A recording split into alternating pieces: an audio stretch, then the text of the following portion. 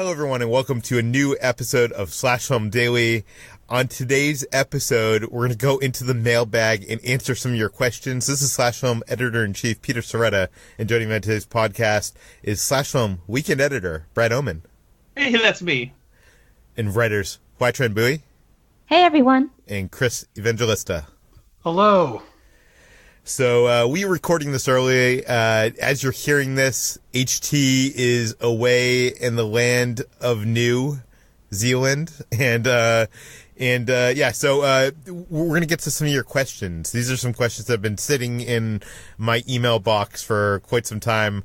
Let's get started with the first question. And by the way, you can send questions to the mailbag by sending them to peter@slashfilm.com. And if you send a question, please leave your name and general geographic location in case we mention it on the air. Mike S., who we don't know where he's from, he asks, what is your favorite genre and what is your favorite subgenre? So let's start with Chris. Chris, what is your favorite genres? It would have to be horror is my favorite genre, and the subgenre would be specifically Stephen King adaptations within the horror genre.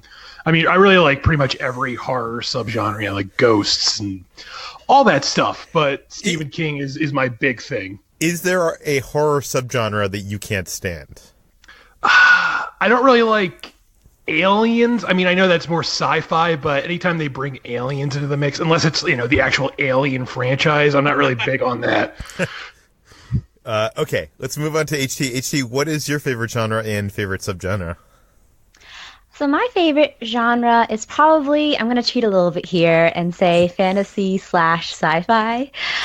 Probably more along the lines of like these lush fantasy sci-fi films that, going to sound really cheesy here, speak to the inherent goodness of humanity.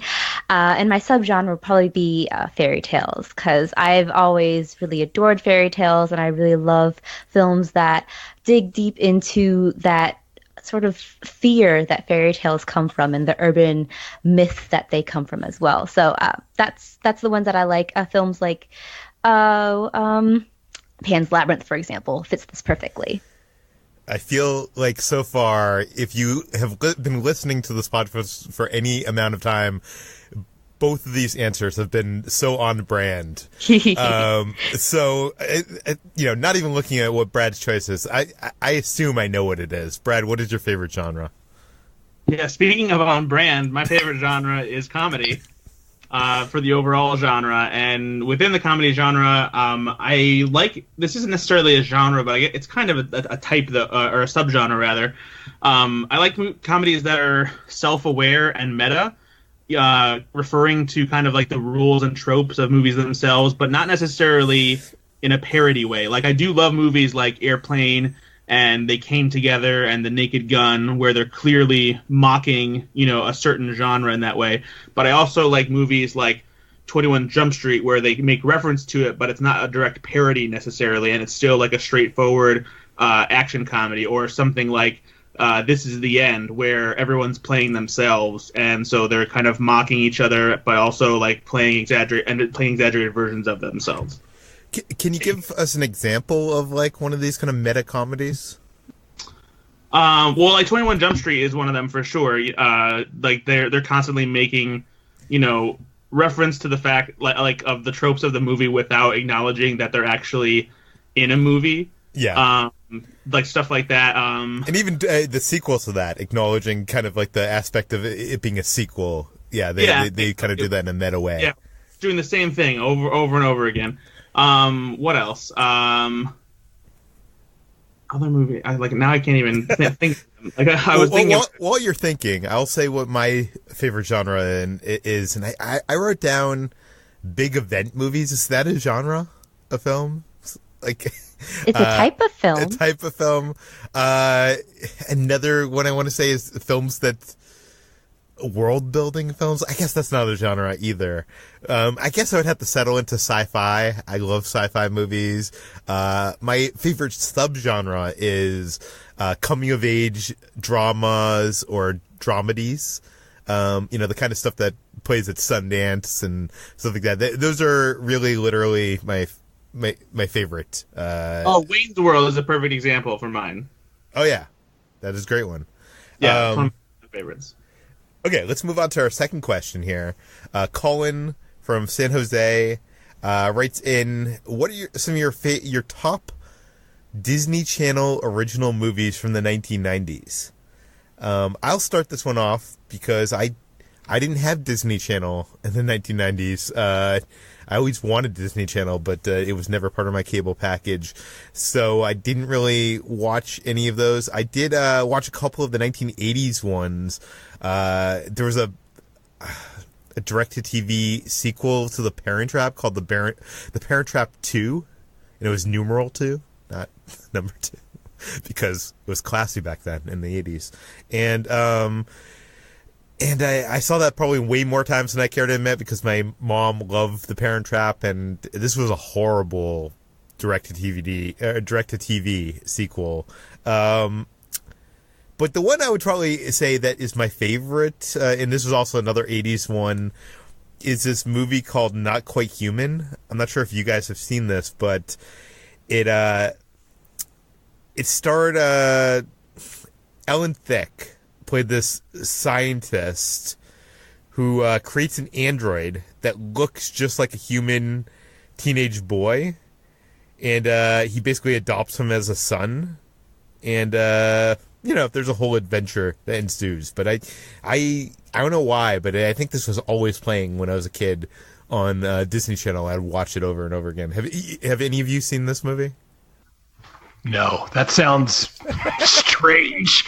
A man, what is it? He makes a teenage boy? Is that what he does? He finds it. No, he creates an android. So it's an android, but it looks like a human teenage boy, and he enrolls him in high school, and eventually people Wait, find out. Movie again? It's called Not Quite Human. It sounds, I don't know. I haven't heard of this. I mean, I guess it's sort of like the Pinocchio story, but it's the fact that it's like a teenage boy makes it kind of weird. Like, I'm going to build a teenage boy. Well, here's the weird thing is this movie, or this TV movie, was so successful that they actually made 2 sequels. Not Quite Human 2 and Still Not Quite Human is the third movie. So, I don't know. I've never heard of this movie. Actually, HT, I think you would enjoy it. It's cheesy in the way I think you would dig. HT, what did you enjoy any of the 90s Disney Channel movies? Yeah, so I might have mentioned this before, but I didn't grow up with cable in my house, but I still managed to see a few Disney Channel movies because thanks to neighbors or friends or babysitters. So I liked Smart House a lot, I remember, and that was a film in which this family moves into this smart house, which has all of these fancy gadgets and an artificial intelligence, which can basically anticipate any of their needs. But this artificial intelligence, played by Katie Sagal, the great, starts to develop sort of consciousness and wants to take over as the mother of the 2 young boys who are missing their dead mother, and basically terrorizes the family in the house. It gets quite sad towards the end. Is this a horror movie? Comedy horror. It's actually a comedy movie, I think. But there's they have to fight out the house. I guess it's kind of a horror movie, but it doesn't play like a horror movie. She wants to throw them a party because she thinks that's what moms do. But then the party goes out of control, and then later she traps them in their house, and it doesn't feel like a horror movie. But now that I think about it, it is kind of a horror movie. But the end is quite emotional and kind of goes back to their dead mom and everything. So it's a surprisingly really complex and good film, especially for a Disney Channel movie. See, I feel like I'm imagining the bad Blumhouse version of this made today, and I'm sure it's nothing like that. No, it's very touching. It's Disney Channel version of it, so it's love saves the day kind of thing. And at Disneyland, they had the house, the Home of Tomorrow. So this is the Home of Tomorrow gone wrong, which is kind of in their brand. Did you watch any of the other movies? Yeah, so I also watched Halloween Town, which also came out in the 90s. And that was one that was so popular, it spawned two sequels, I think Return to Halloween Town and Halloween Town 3. And this one starred Debbie Reynolds, actually. She was the older grandma in this film, and the young star was Kimberly J. Brown. And it was about a girl who discovers that she comes from a family of witches, and they have to go to Halloween Town, and her grandmother is the witch who knows everything, and I don't really remember what happens. I think it's similar to Nightmare Before Christmas, in which they have to save the town from something. But yeah, it's fun. They go to like a whole town that's just like strictly about Halloween and witchcraft. So it's a good film, and I probably have seen the sequels at some point too. They might all blend together, but those are good ones. And then, of course, the one that I most associate with is not from the 90s, but from the early 2000s, and that's the High School Musical trilogy, which, yes, I do own on DVD. A bit of trivia here. Before Rian Johnson, made his career as a filmmaker with Brick, he was working at Disney in marketing or publicity, and he worked on the Disney Channel movies, including Halloween Town. So, yeah, so he helped market those films. Brad, do you have any fondness for Disney Channel original movies? I had to go and look at the list for Disney Channel original movies because I couldn't remember any, and I looked, and I have literally never seen a Disney Channel original movie. And that's mostly because I was a Nickelodeon kid. For whatever reason, I never really watched Disney Channel. I watched Nickelodeon most of the time, so I was always watching Nicktoons and shows like Are You Afraid of the Dark and Salute Your Shorts on Snick and all that. And so, I seriously have no choice here because I haven't seen a single one of them. So if I were going to choose a Nickelodeon movie, I would go with Good Burger because, man, it's not a good movie, but I love it just for the pure nostalgia of it. And that's totally on brand, answering the question with a totally different answer from a different question to suit your needs. But let's move on to Chris. Chris, did you see any of the Disney Channel original movies? I'm in the same boat where I didn't really. I actually don't think I ever had the Disney Channel, and if I did, I never watched it. But I did like this Disney movie. I think it was on ABC, not the Disney Channel, but it was a Disney made-for-TV movie from the 80s, not the 90s, called Mr. Boogedy. And there was another sequel called, I think, Mr. Boogedy 2 or something like that. But it was about this family. They move into this old Victorian house, and it's haunted by this ghost who's like kind of dressed like a pilgrim, and he has this really disgusting face. And it was great. For me, as a kid, I loved horror growing up. I loved anything involving ghosts. So this was fantastic because Mr. Boogedy was kind of creepy looking. He had like, a melty face. And there was a ghost mom and her son were also in the house. I think Mr. Boogedy was like keeping them prisoner. And the dad was like an inventor. So he had all these wacky inventions that didn't work, kind of like Gremlins. I don't know. It was a lot of fun. And they made a sequel. And I used to have that on VHS that I taped off TV, and I used to just watch it constantly. So there you have it, Mr. Boogedy. Was the sequel called Mr. Boogedy 2 Electric Boogedy Boo? I wish, no. Actually, I just looked it up. It was called Bride of Boogedy. So there you have it. Wow. That's amazing. That's a missed opportunity. I actually really miss the trope of 80s movies where they always had inventors who made inventions that like would always like not work. I don't know. Like the Rube Goldberg machines. Yeah, kind of thing. and those kind of things. Yeah. Okay, our next question is, I think last week I suggested that there should be a zombie movie where all the babies in the world just become zombies. So it's like, we're all just fighting zombies. We're like kicking zombies and like baby zombies. I know it's so politically incorrect. But James W. wrote in, closest thing I can think to of a zombie killer kids movie is the 2008 film The Children. I actually remember it being pretty fun. Chris, you are a resident horror expert. Have you seen this movie? I have. It's pretty good. It's kind of like The Birds in that just for one day, for literally no reason, the kids just start turning on their parents. It's not like all the kids in the world. It's a very like small scale film. It's like a family at a house and they're friends, and it's like in the winter.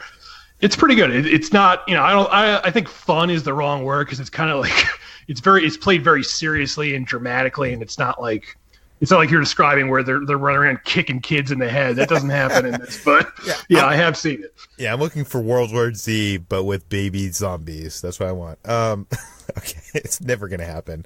Okay, Nicholas E. from Chicago Heights, Illinois, writes in, "Hey guys, I was wondering which movies provoke a great emotional response for you, whether it be something that makes you feel happy, sad, angry, etc. As long as it makes you feel something great, keep up the great work." Big show of the fan. A big fan of the show, not big show of the fan. I'll start this off. I am it's very easy to get me to cry in movies, I think. And so much so that I feel like I can't consider a movie great unless it like gets me to tear up, because it just so happens so often I'm just like a softie. I think this is why you don't like comedies. No. Maybe he can cry from laughter. Yeah. No, we'll talk about that later. But I would say the best example of this is the movie I grew up as watching as a kid, and that's E.T., Steven Spielberg's film, which has so many emotions. It has that sense of wonder and joy and fun, and also a sadness in a way that I think even like the Pixar films don't do today. Like it really hitting you in the gut as a kid. Chris, you also, E.T.'s one of yours as well, right? Yeah, I have E.T. and really most Spielberg movies. The reason I love movies is because of Steven Spielberg. Just because his early films and even his later films, they just have such wonderment in that he understands the language of cinema better than 99.9% of filmmakers. So he's very good at eliciting emotion from you, just with his imagery and the music and all that stuff. And another one it's a big one for me is the Lord of the Rings trilogy, not the Hobbit films, which let's pretend they don't exist.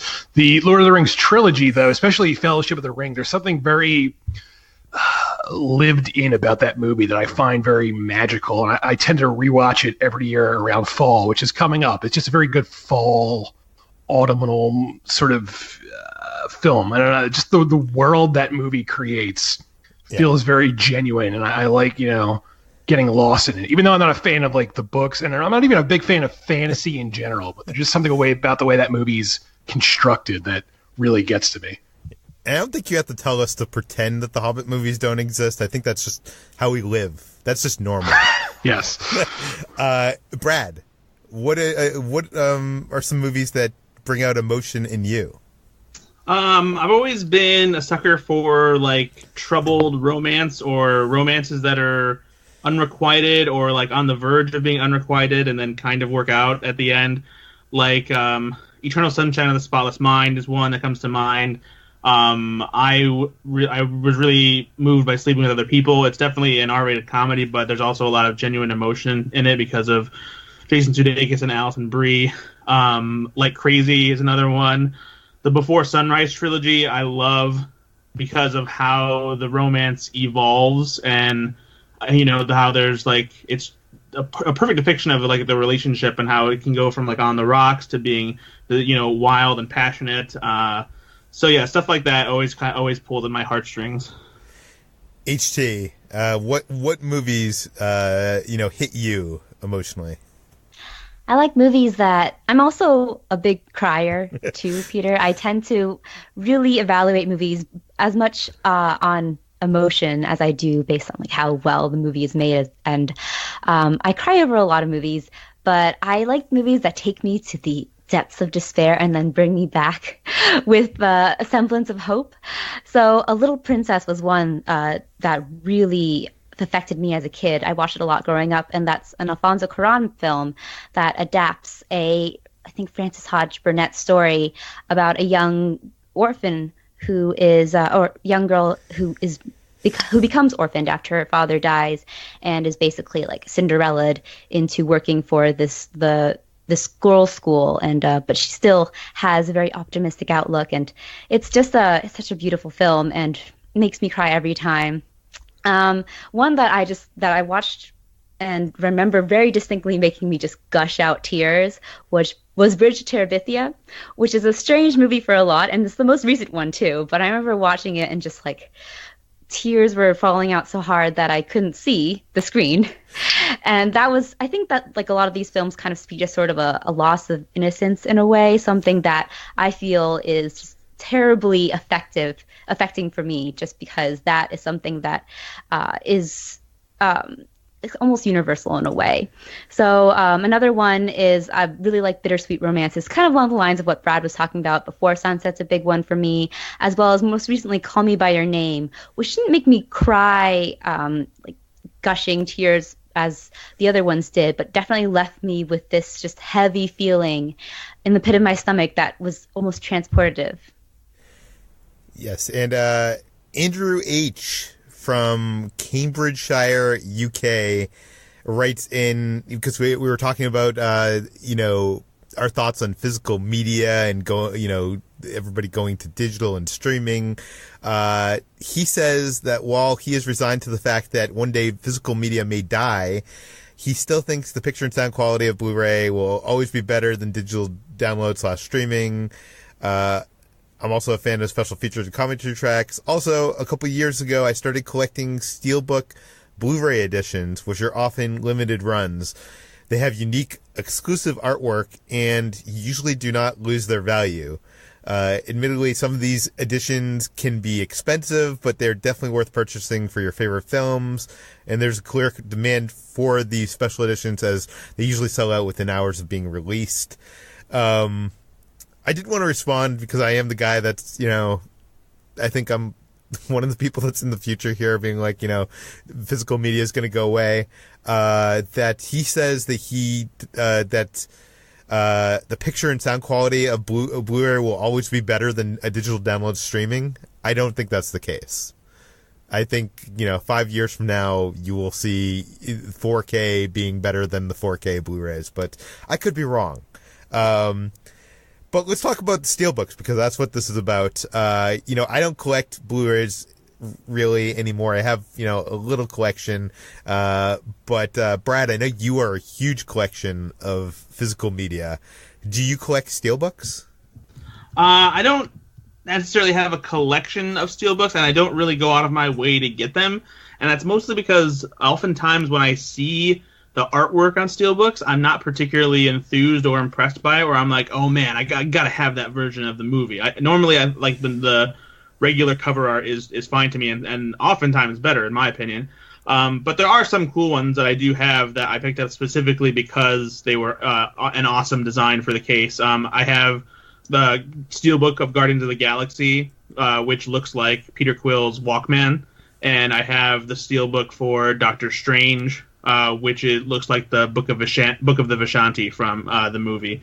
So those are my two favorite ones. I know I have a few others, but those are the two that stick out to me and that I specifically bought because that was the only way you could get them like that. Yeah, and correct me if I'm wrong, but usually these Steelbooks are like released by one retailer, so you have to go to Best Buy to get the specific Steelbook of something. And I know Mondo has done some Steelbook artwork, but it's usually it's released by some store in the UK that it's hard for us Americans to get access to. Chris, I know you're also a huge fan of physical media. Do you have any Steelbooks? I don't. I think the only one I have is The Departed. I have that in a Steelbook. I've never really gone out of my way to get Steelbooks, even though I have a huge, perhaps too huge Blu-ray collection. It's at the point where I'm going to have to buy a new house, I think, to fit all this stuff. How many do you have, Chris? I've never actually counted, but it's way too. It's way too much. I'm sure my wife is furious at me at this point. Yeah, I have a large collection too, and it's a lot. Yeah. I know Dave Chen, who runs the Slash Filmcast, he's at the point that his wife has him on a one in, one out scenario. So like that sounds so difficult. Yeah, but you're That's like a social experiment, actually. well, you're curating your collection, your perfect collection. You only have this much room. I've thrown away all my cases. I keep my Blu-rays in like these sleeves, like in a drawer. I have like hundreds of Blu-rays, like in this like kind of like almost like card catalog. It's a pretty condensed way to fit everything, and I'm sure I'll never be able to sell the Blu-rays because I don't have the the big plastic cases, and I don't have any steelbooks. HT, do you have any steelbooks? I had never heard of Steelbooks until just now, so I do not. Wow. Okay. I know Silas Lesnick, who is a fellow film journalist.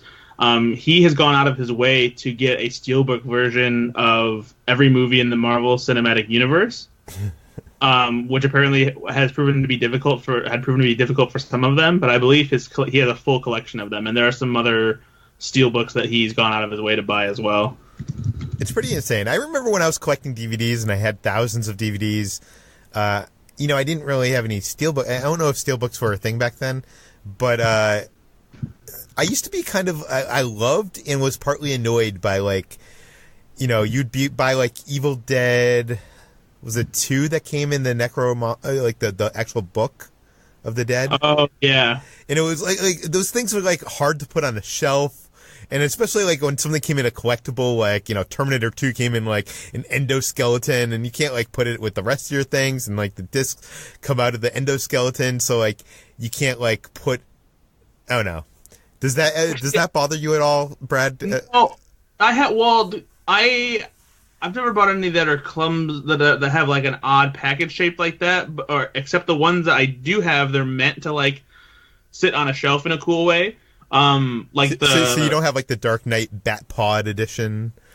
God, no. I do, but I do have the Alien quadrilogy that comes inside the Alien egg, where like the whole movie collection fits inside the base of it, and I have the first Star Trek, the 2009 reboot on Blu-ray, and the disc came inside a plastic thing shaped like the Enterprise.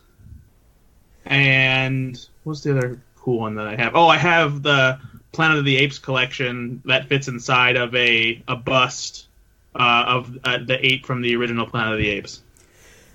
Chris, what about you? Does that make you OCD, like having those collectible versions? No, I actually hate those because I like everything to be on like a shelf, and I like alphabetize everything because I'm insane, and I don't like the idea of like.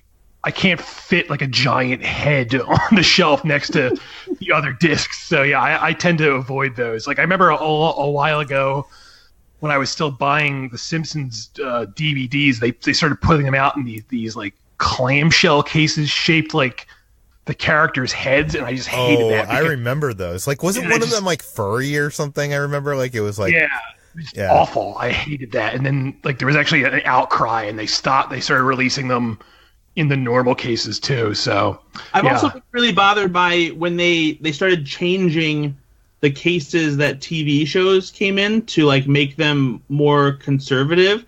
Now I don't hate the idea of that, but what do you mean more conservative? Like they make the packaging smaller and more economical, so that they figured out how to fit the discs in basically a smaller case. So like for example, the first couple or few seasons of Saturday Night Live, because they released the first 5 seasons over like the span of a few years. They came in a certain kind of case, and then later when the other seasons came out, they completely changed the packaging style. So it bugs me to no end that I have 3 seasons of SNL in the first kind of packaging that they released, and then the last 2 are in a slightly smaller, different kind of case.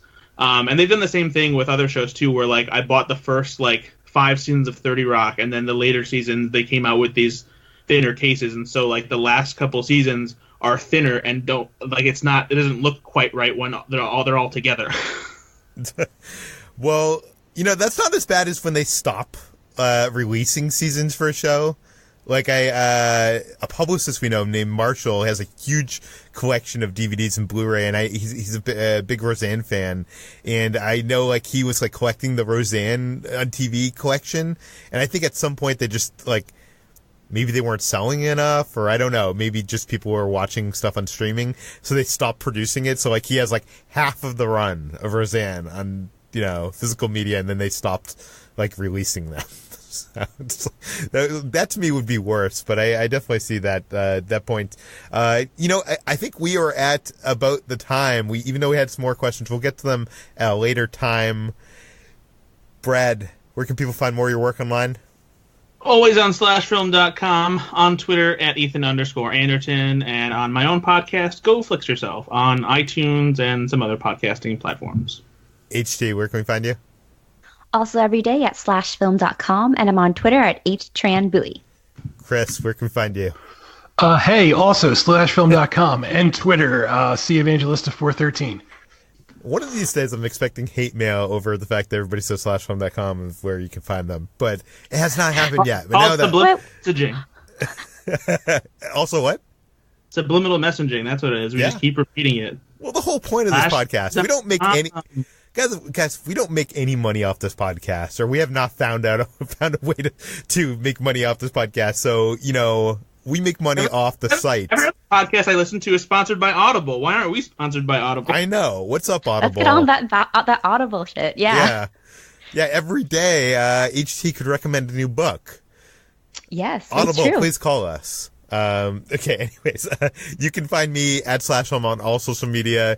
You can find, actually there was no stories on this podcast, so you can't find anything on slashfilm.com, but I will link some of those Disney Channel original movies. I'll link the trailers in the show notes. And then the trailer for Good Burger. It just occurred to me, do they make trailers for a TV original movie? Because like they're not... From the older ones, I don't think they did. They had like TV spots, but nothing that was like trailer size. Well, I will see what I can find. And you can subscribe to this podcast, which is published every weekday on iTunes, Google Play, Overcast, Spotify, all the popular podcast apps. And as I said at the beginning of this podcast, we do this mailbag segment from time to time. We're still trying to work our way through our backlog of questions. But if you have a good question that you want to hear us try to answer, send your question to peter@slashfilm.com, or you can just send your general comments and concerns and feedback. We appreciate all the email we get. I appreciate it. Makes us very happy to hear how much you guys are enjoying this podcast. Please go to iTunes, give us a very positive review, tell your friends, spread the word, and we'll see you next time.